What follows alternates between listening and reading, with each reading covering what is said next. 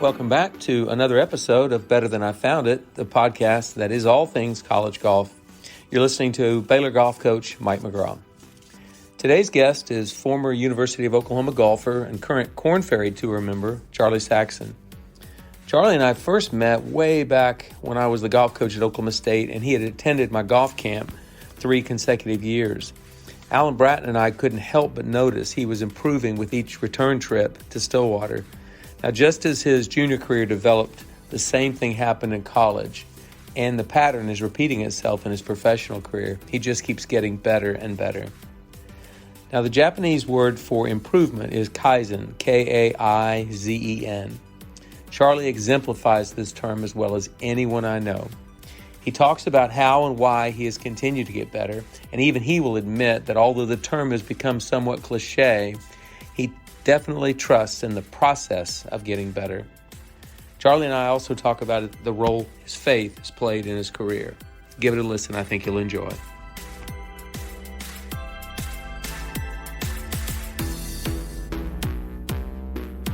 All right, everybody. Let's welcome to the podcast today former University of Oklahoma golfer and current Korn Ferry Tour member, Charlie Saxon. Charlie, it's great to have you on Better Than I Found It today. Thanks for being here. Yeah, Coach, thanks a lot for having me on. I've enjoyed listening to this podcast and all the guests you've had on, and thankful to be here and get to tell my story a little bit, and hopefully someone can pick up something on that and find value in it. So, yeah, looking forward to it. Well, I appreciate you being here. You know, Mikkel Andresen, my assistant coach, is responsible for this podcast because I would not have done a podcast if it hadn't been for Mikkel's urging. And honestly, I thank him about once a week for it because I've learned so much, and not just people's journeys or their stories, which are great, but also just kind of figuring out better and different ways of doing things, better and different ways of saying things or approaching things. I mean, you are, I don't know, maybe the 30th or 40th PGA Tour player, professional golfer we've had on the podcast. And I'm really excited about what you might tell me today that I know is going to make me better. So thank you. Yeah, absolutely. So I want to talk about your unique journey, and I want you to tell that story, and I want to hear all of it. But let's get up to speed about where you are right now today, because you've kind of had, a tougher time with an injury. And I just want to let our listeners get up to speed where you are. You're on the Korn Ferry Tour, but where have you been recently and where are you playing right now? Yeah, absolutely. Like you said, playing the Korn Ferry Tour. This is my 5th year playing on the Korn Ferry Tour, which is kind of hard to believe. I had a hip surgery right at the end of last season in September. I just had a torn labrum and bone spurs going on, and we had a 4-month off season, so presented a good time to get it operated on and get to grind out that rehab process and get back and be healthy. So, yeah, playing this season, feeling really good, fully healthy, and which is a huge blessing. Kind of had these hip problems going on the last few years, so I'm excited to have a working body, and really just looking forward to what this year brings. We've had 3 events so far, 2 in the Bahamas, 1 in Panama. Had a pretty solid week to start the year, and didn't play great the last 2 weeks. So looking forward to getting it back going again this springtime. Going to play in Florida next week, and just a year with a lot of opportunity and hoping to take the bull by the horns. So. Okay, well, good. Well, so you feel like you got no pain right now? I mean, you're fully healthy, 100%? Yeah, I'd say I'm probably 90% back. No pain, no limited motion. I'm just working my strength back. It's getting close, but from a golf perspective, I'm pretty much good to go. That's great. Well, okay, that gets us up to speed. We'll talk a little bit more about your pro journey here in just a bit, but a lot of the guests I've had on this podcast, fortunately, I've known them pretty well, and I've known you for a long time. And a lot of them I go way back, some of them to my days in Edmond, a lot of them to my days in Stillwater. And actually, you were a University of Oklahoma golfer, but I didn't meet you anywhere that had anything to do with the University of Oklahoma. You came to the OSU golf camp, I believe, 3 years when you were 12, 13, 14. Yep, I did. Man, those are good times. I look back fondly on that time. I went with my little brother Henry, and then a couple of good buddies. We'd all go every year, and that was a highlight of our summer. So we always look forward to going to Stillwater and being around you coaches, whether it's the Oklahoma State coaches or the coaches you brought in from, the area and whatnot to help out with camp. And, more than anything, being around those players at Oklahoma State, that's what I wanted to be. That's why I looked up to them. That's who I wanted to be in my future, was a college golfer, playing, practicing, working, and trying to make it as a college golfer and hopefully as a professional golfer. And, that was really the first opportunity I had to get an in look into, what that looked like.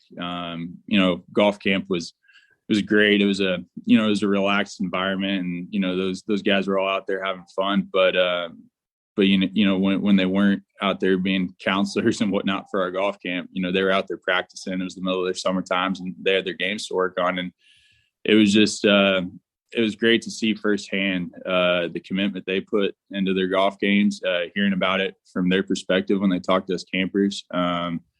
And then, also hearing from you coaches. And I feel like that experience at golf camp really, really shaped me in terms of, these guys are here. I want to get there, and this is the path that I need to follow to get to where they are. I don't have enough good things to say about OSU golf camp. Those were some great memories of, I guess, a little bit of the formative years of my golfing career. And, it just, I feel like they shaped a little bit of my journey in terms of, you set a goal and then you have to follow a process of how to get there. And that laid out the process, if you will.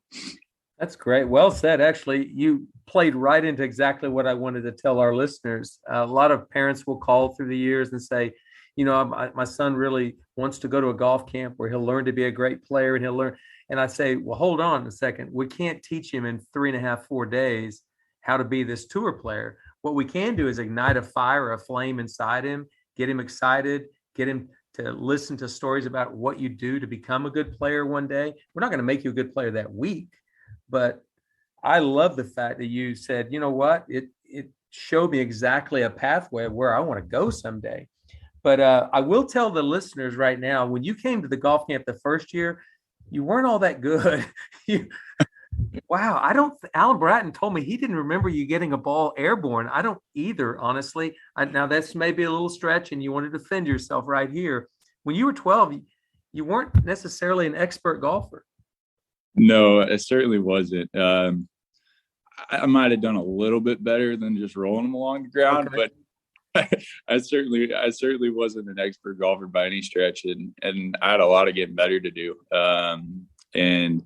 Yeah, like I said earlier, just being exposed to that, it lit the fire under me to how to go about getting better, and also being around the other campers who wanted all the same things as I did. We were around a lot of those kids for the rest of my junior career, college career, and whatnot, and got to compete and grow together. So, it was a lot of fun. Certainly come a long way since those days, and I think that golf camp was pivotal. Well, I'm glad to hear you say that. We always wanted to do that for kids, but we did recall, even though Alan and I may have grossly overestimated the top shots you hit that first week, but we did notice the next year you got a lot better, and we thought, man, that kid's improved a lot, and he's grown because you'd gotten a lot bigger by the time you were 13. And then the third year you were there, when you were 14, we both agreed we probably should start watching this kid at tournaments. He's pretty good. And, I guess Ryan Hibble had already watched you play in a bunch of tournaments at that point because we had no chance. But I did like watching a kid come back to camp a couple more years and actually made improvement. You looked like a tournament player that third year, and it was very easy for us to see. Great to hear that you had a great experience at the camp. Okay. One of the things I want to ask you about, and this is definitely one of the things I was interested in today, one of my favorite golf courses in the world is Southern Hills. So it's right there in Tulsa, Oklahoma, where you grew up, and you actually grew up on the golf course. A couple things you don't know about this. My dad was an assistant golf pro there in 1953 and 54. And as a kid, I have this image of the story he told and retold and retold. My mom and dad had 2 children at the time, Debbie and Vicky. And my dad was out playing with the members one day, and he was standing on the 18th tee, And if he didn't win the hole, he was going to lose $50. And $50 in 1953, a lot of money. And he hit a driver and a 3 with the 12 feet and made the birdie putt and got out of the jam he was in. So I have that story as a kid. I have also a story of a memory of going to the 1970 PGA Championship. Dave Stockton won. Arnold Palmer was runner-up. But it was the first time I ever saw Jack Nicklaus and Arnold Palmer in person, and Lee Trevino. And Jack and Arnie were playing in the same group. And then I watched another 5 or 6 majors there off and on through the years. Together around the golf course, I've been around over 150 times around it, competing, coaching, and or watching a tournament. So it's one of my favorite golf courses in the world. Now, I'm jealous, but tell me what it was like to grow up on that golf course. Well, I mean, that's cool hearing those stories. I mean, obviously, I've seen, all the memorabilia and stuff from 1970 and all the great champions that have been at Southern Hills, but it's neat hearing, like firsthand account from back then. So that's pretty cool. But, yeah, I mean, it was a huge blessing being able to grow up out there. I was very fortunate to be able to play and practice there and have that place, kind of shape me as a golfer. Yeah, just being in a place with so much history of major championships and elite golf and whatnot, it's hard not to get better if you use those tools to the full potential. And I always thought I had a bit of a advantage because that's where I played. So if I could play good golf out there, well, we were playing tournaments all over Oklahoma. At great golf courses and whatnot, but Southern Hills is the hardest place in the state, one of the hardest golf courses I've played, period, to this day. So I felt like if I could play well at Southern Hills, I could go to these other places and know I had prepared well and I could be successful. The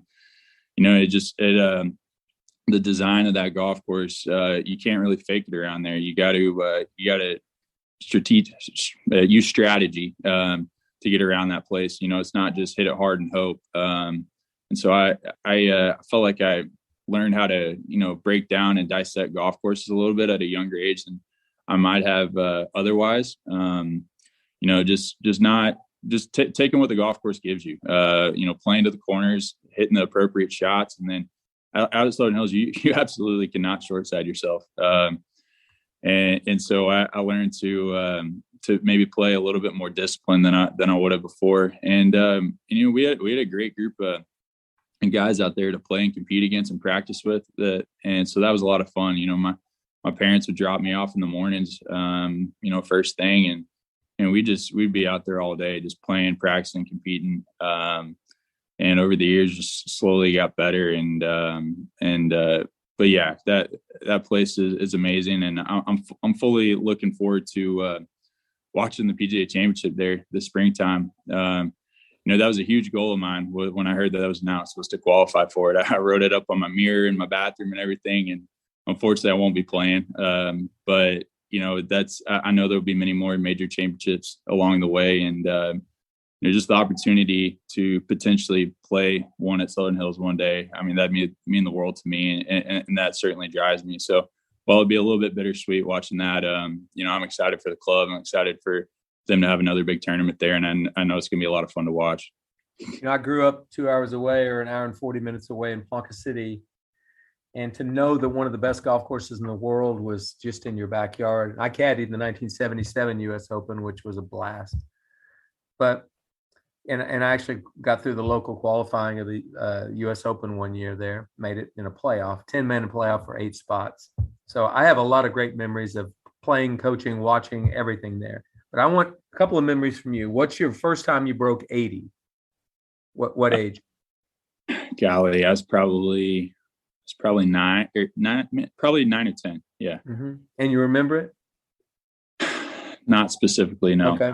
What about 70? You got to remember the first time you shot in the 60s. Yeah. Are you that good? You can't remember any of these milestones? Golly, I don't know. So my dad, he did this cool thing with me growing up. And I to this day, I wish I would have continued it. But every golf course I played in a golf tournament growing up, he had me go into the pro shop and get a logo ball. So, I grew up playing South Central Junior Tour, OJGTs and whatnot. And every morning I walked in the pro shop at the place I hadn't played and I asked for a logo ball. And, I've got a whole case full of all these logo balls from courses that are still in Oklahoma to courses that don't exist anymore. But anyway, up in that case, I've got golf balls with, my milestones of breaking 80, breaking 70 and whatnot. And while I can't remember off the top of my head, I don't have a photographic memory like you do. But they're in there somewhere. So I'll have to look back on that. Okay. Well, that's your homework. I just thought of a story about Southern Hills. Go ahead. I remember walking around the Big 12 championship. I forgot what year it was, but you guys were playing this when I was a little fella, and I'd gotten to know you guys a little bit from OSU golf camp, and then my coach out at Carson Creek, Scott Davies at the time. So I'd been around the team a little bit. And I remember walking with you, and you're like, Charlie, you know what kind of trees they have out here at Southern Hills? I'm like, no, coach, I don't have a clue. He goes, those are pin oaks. And I don't know, for some reason that's always stuck in my head. And I walk around sometimes. I've hit many a pin oak around Southern Hills, but I would have never known that otherwise. Well, they planted all those pin oaks in 1935 when the course was brand new, and they were just seedlings, and because in the middle of the Depression and the Dust Bowl. But those pin oaks are unbelievable trees. They grow really fast and they get very tall. So, okay, you remember that. That's good. So I was actually teaching you something when you were a kid. Absolutely. It's great. Well, again, I think the one thing I get out of that too is gratitude, because you were thankful. You knew it was a great opportunity that you had to grow up on a championship golf course. You knew that at a young age, and you still believe it today. Pretty good. I love that. Okay, college golf. How did Ryan Hibble get you to Norman? Was that a hard task for him, or pretty easy? No, it was hard. I'd spent a lot of time around the Oklahoma State golf program, and though both my parents were Sooners, my grandparents were Sooners, I'd been going to OU football games since I was in diapers, and that's where I'd always envisioned myself. There's a long stretch of time there I thought I was going to be a Cowboy, so that was a tough decision, but ultimately, Coach Hibble, he just his vision excited me, and it just excited me to go to the place that I loved and had been a part of my life for so long, and I'd always wanted to be an Oklahoma Sooner, and that opportunity, it was just too hard to turn down. Going to OU was a real thrill for me. Just a culmination of a lot of hard work, a lot of people in my life helping me get there. It's an individual journey, but there's so many people, behind the scenes, whether it's parents, coaches, you name it, that are so instrumental in growth and maturation as a player and as a person, and as a being able to get to the level to play college golf. So just the opportunity to do that was super exciting to me. Those years at OU, they were a blast. It was fun. For me, it's fun being a little bit of a part of a rebuild, if you will. I think I was the second one of Coach Hibble's recruiting classes, and before Coach was there, we hadn't been very good at all. I think we were outside the top 100. And I think a lot of what excited me about OU was the opportunity to, come into a place that I loved, school that I loved, and, try to be a part of the teams that reestablished that winning culture at OU. And, I like to say that we played a hand in that, and we got better and better. And by my junior, senior years, we had good teams that were consistently in the top 10. And I always joke and say that they had to get rid of me before they could win a national title, which they did. They did 2 years after I graduated. But it was it was a lot of fun to be a part of that team. And I learned so much from Coach, learned so much from my teammates, and I look fondly of that time. Well, and one of the purposes, goals, missions of this podcast initially was to show value in college golf. Mm-hmm. To show it to prospects, to show it to parents, to show it just to, in general, casual golf listeners, that how valuable that 4 years is, the time to grow and mature, the first time you're away from home. Some of a guy like you needed some developing, and you did. You developed through 4 years through some great coaching and great opportunities. So you had great teammates and you had great coaching. So I would love for you to tell me one thing you think would be so significant that you're going to hang on to it forever that Ryan Hibble helped you with. Something, I don't know, it could be about golf or not or whatever, something he gave you. Yeah. I think something that will always stick with me from Coach is, man, I've never been around a guy. Yeah, I've never been around a guy who hated losing more than he did. And, that's easy to say, that you hate losing. Everybody does. But, I mean, he took it personally. But he didn't just stew on it. He'd go back to the drawing board, prepare. For him, preparation was so big. And that manifested itself in how he ran practice, how he ran his team. We were always competing. And I feel like that's so huge. Just at any level of golf you're at, we came back home, and whether it was in qualifying, it was cutthroat to get in the lineup, whether it was in chipping contest. He had this thing that he took from the University of Georgia in his time there called Gauntlet.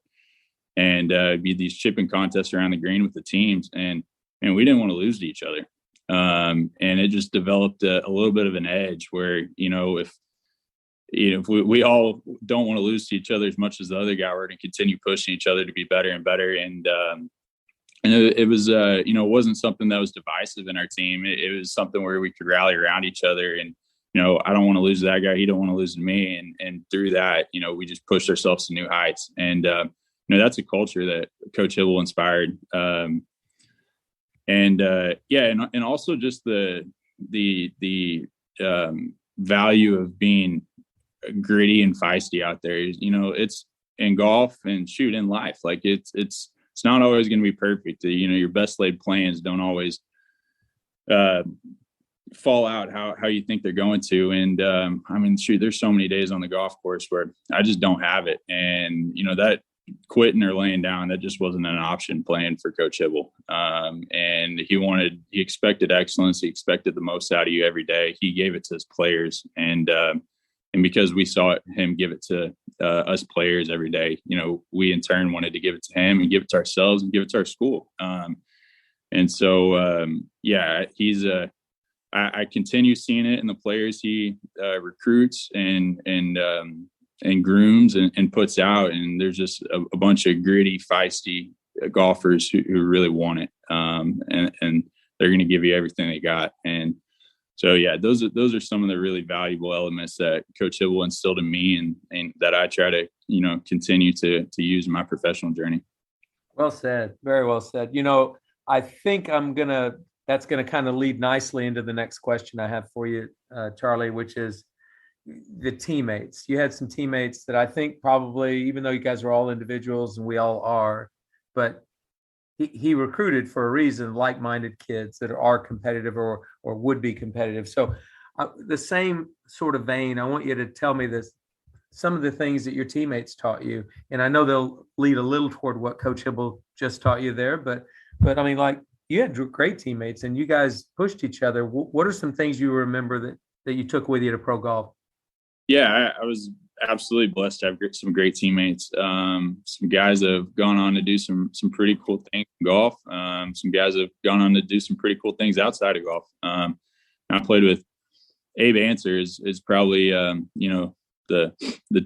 teammate of note in terms of what he's been able to do in golf. And yeah, shoot, very similar to what I learned from Coach Hibble. Just learn the value of competing.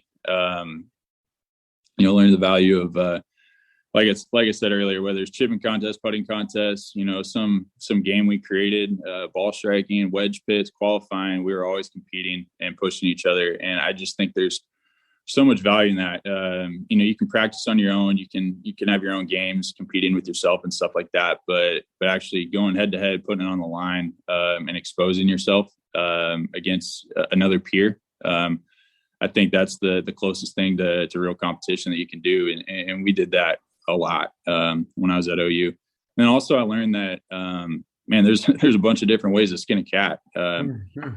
like you watch Abe answer. It's he's unbelievable.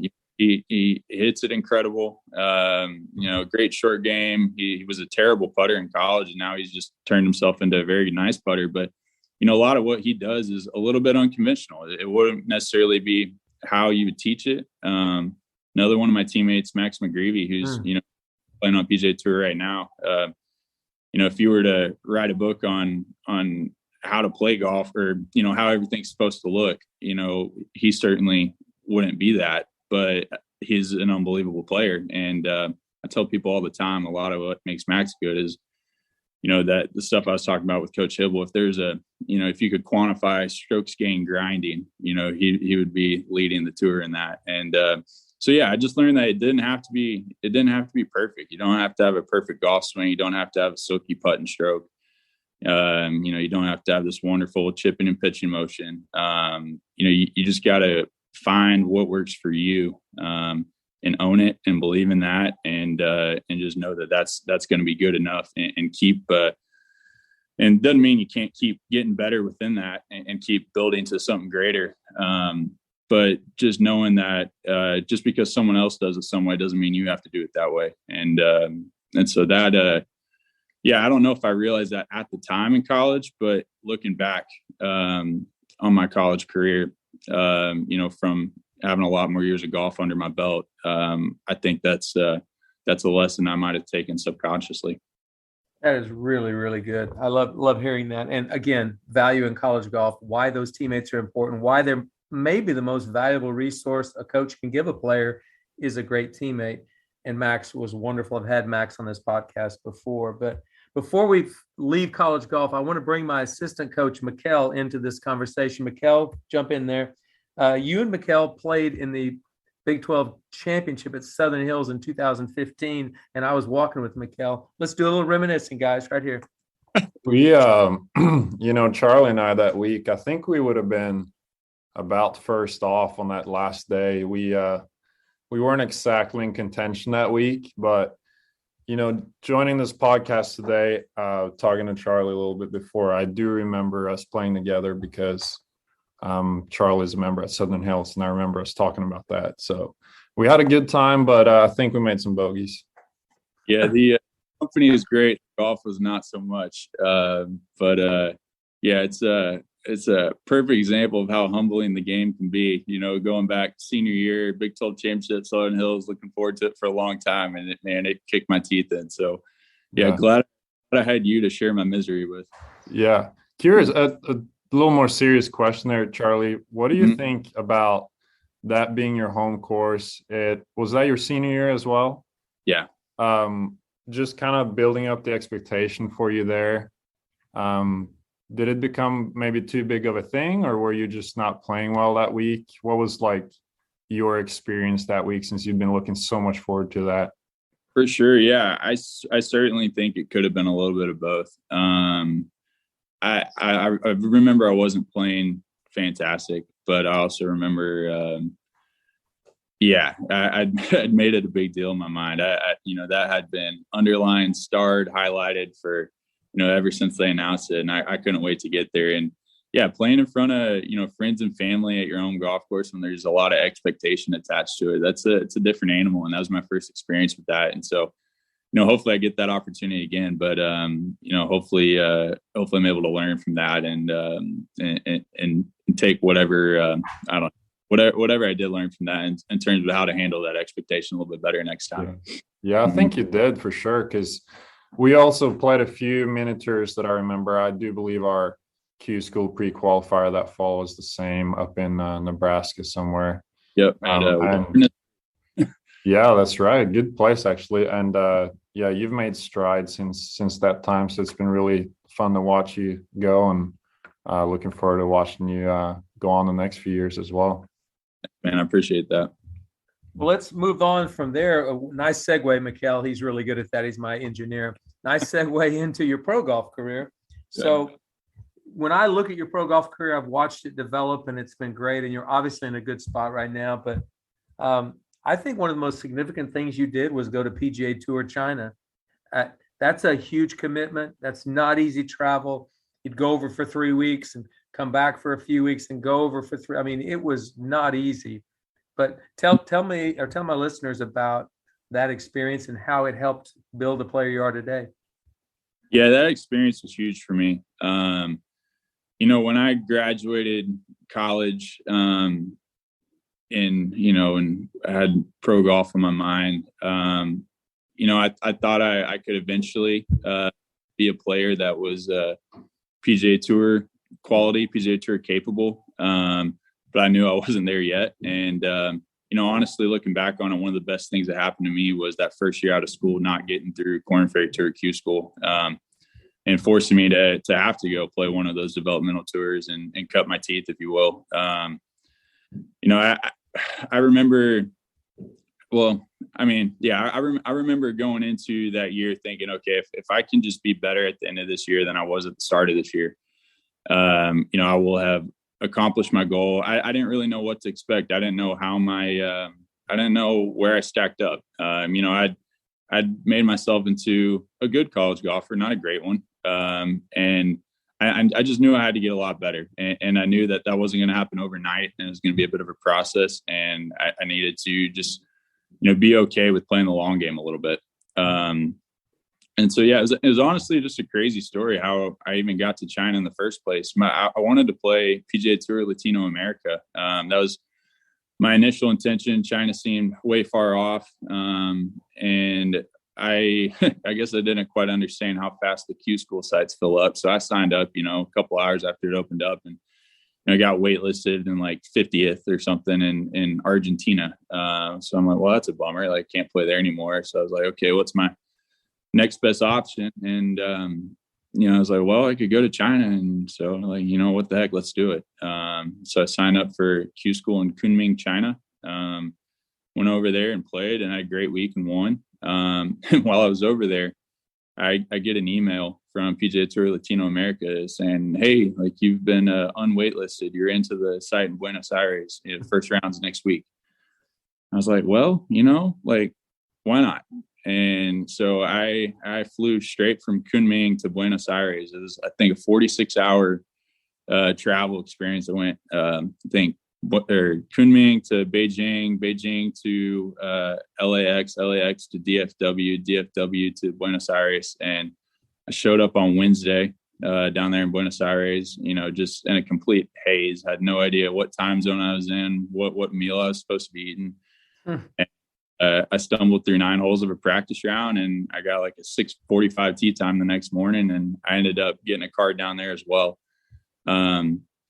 So honestly, that, it's just Q School for developmental tours, but that initial bit of success in qualifying and having a place to play and feeling a little bit validated that some of my work in the previous year had paid off, man, that excited me. And I was like, all right, I can do this thing. So went over to China.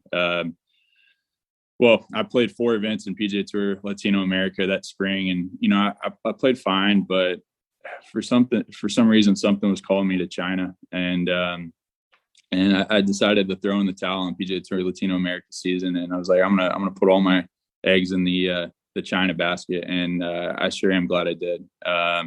That experience really shaped me as a pro, and and I'm extremely grateful for that experience that I had over there.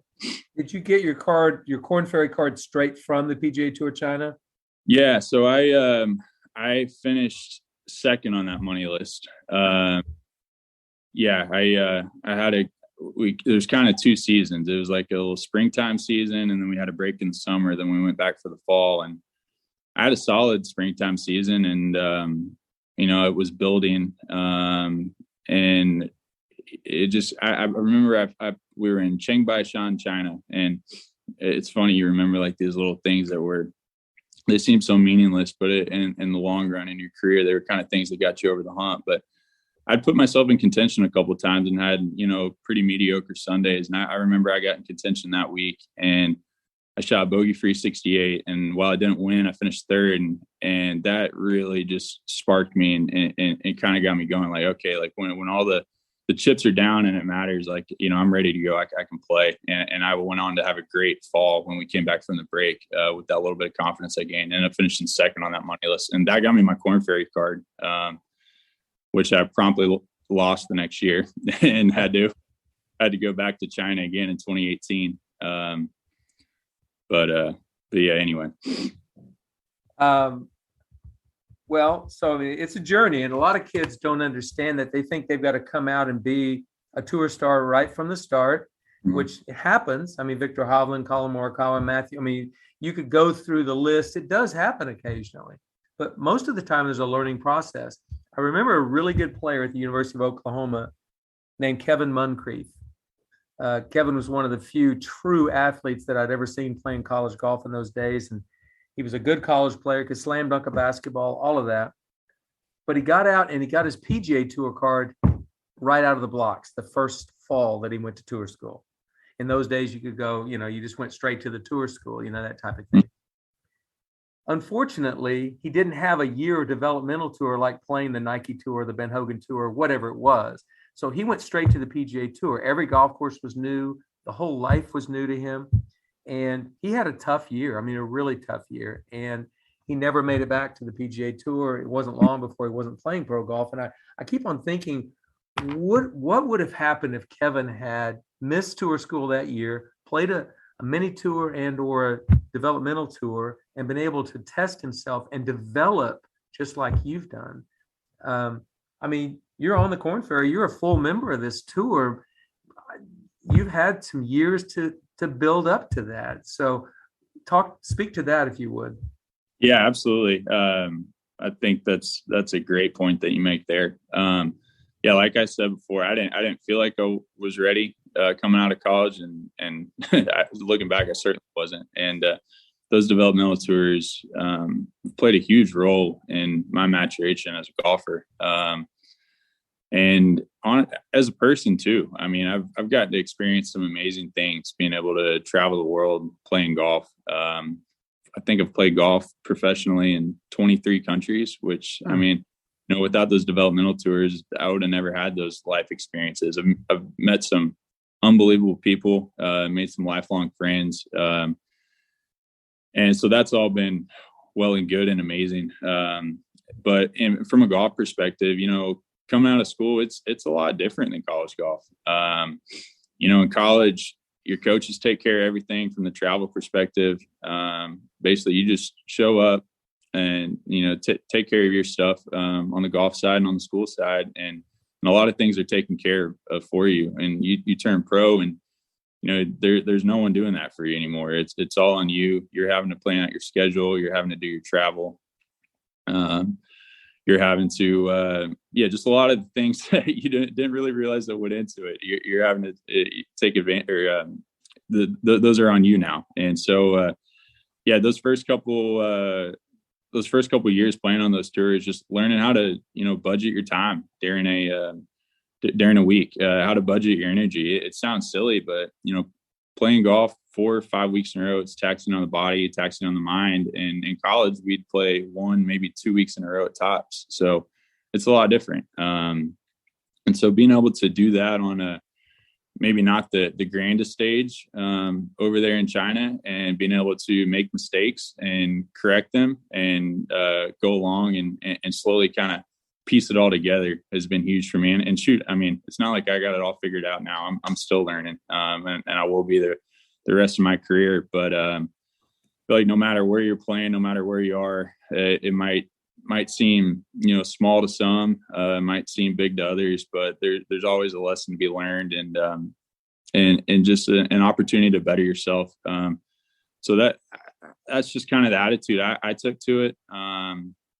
A lot of people might be bummed out to go play those developmental tours, but I just think it's an opportunity. It's an opportunity to get better and to really shape the foundation for the rest of your career, so that when you do get to that higher level of golf, you're fully prepared, you're ready to go, and you're ready to take advantage of that. So Latin America tour, China tour, instrumental in my growth as a golfer and as a person, really. I think a lot of kids or young players that have just turned professional need to hear that, because one, if you don't have your PGA Tour status, wherever you are in golf, that's the best opportunity you've got right now. If it's Latin America, if it's Canada, if it's China, wherever it is, go compete and compete well. And I've always told kids, good golf travels. So if I play good golf here or there or wherever, it's going to do well wherever I am.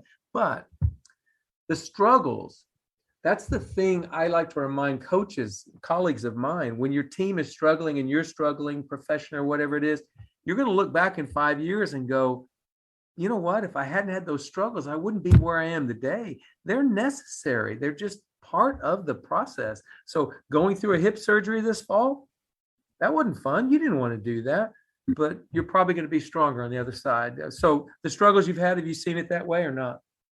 Yeah, absolutely. I think a lot of people graduate school and they see it as this linear path to the tour, but it's everything but. I've earned status in China, earned my way on the Korn Ferry tour, lost my card, went back to Latin America, missed getting my card by one place. I had to go back to China. I got my card again, and then once I've been on the Korn Ferry tour, I had a great year coming from China in 2018, and expecting big things. And I've had successes. I've played some really nice golf on the Korn Ferry tour, but I've also played some really terrible golf. Some stretches where I've missed 6 cuts in a row. And learning from those experiences and the ups and downs. Looking back on my career, I feel like I've learned more from the trials that I've had in my career than maybe the high moments. And while that might be hard to see at the time, those are the times where I was you're really tested mentally, and being able to push through that and persevere and develop some of those traits. It just it encourages me that when I face that later on, I'll be prepared for that, and it's nothing new, because that will come. Oh, it's definitely, there's not a matter of if, it's definitely when. But so that leads beautifully into what I want to talk about now, and something that's really important to both you and I, and that is our faith. Mm-hmm. And I just want you to kind of tell my listeners how you sort of juggle faith and professional life, and how it benefits you to have a strong faith, that type of thing. So just let me know how that's played a part in your career. Yeah, absolutely. I think golf's a bit of a microcosm of life, if you will. There's success, there's failure, disappointment, and you fail a lot more than you succeed. I've just kind of, as I've grown in my faith, I've just kind of learned that circumstances in my life aren't going to be what determines the joy or happiness that I have in my life. And that joy comes from Jesus and the hope of eternity that we have in Him. And it's really easy to praise God when things are going well, but He also deserves that praise when things aren't going so well. And because He's using those times to shape and mold you for good. So I'm so thankful for the successes I've had in my life. But as I look back, the times of adversity are when I've grown the most in my faith, as a man and as a golfer. And I don't wish for that adversity, but I know that when it comes, because it's going to come, that the Lord's going to use that for good. And that gives me a lot of peace. So. Well, and so He's sort of a partner in your life. God is. I remember seeing an article written by Gary Player about 50 years ago, where he used God as a partner, playing partner in his life. But let's talk about another playing partner you have, and that is Lauren, your wife. She's got to play a big part. I know she's not a golfer, but she's played a big part in this. Yeah, absolutely. She's been amazing. She's, me and her is the best thing that's happened to me. And it's, it's kind of weird. Well, I guess we've been married a little over a year now. It goes by fast, but it's just been so fun to take on that journey of life with her. Her to be a part of my golf. Golf's such an individual endeavor, but being able to have her travel with me and to be a part of the highs and the lows. She's been amazing. Just being able to have a partner in life to share that with as well. It's been a true blessing. And we got a little one on the way coming in July, so it's another chapter of life yet to be open that we're so thrilled about. And just looking forward to everything that being parents brings and getting to do that with her. So that's great. Well, you just said I think it's a little over a year is what you said. Mm-hmm. You did remember the first anniversary, right? I did. Yeah. Thank goodness I didn't forget that. Yeah. Okay. Because you said it just a little over a year, I think. And I thought, boy, he better know the first anniversary. Did we miss that one?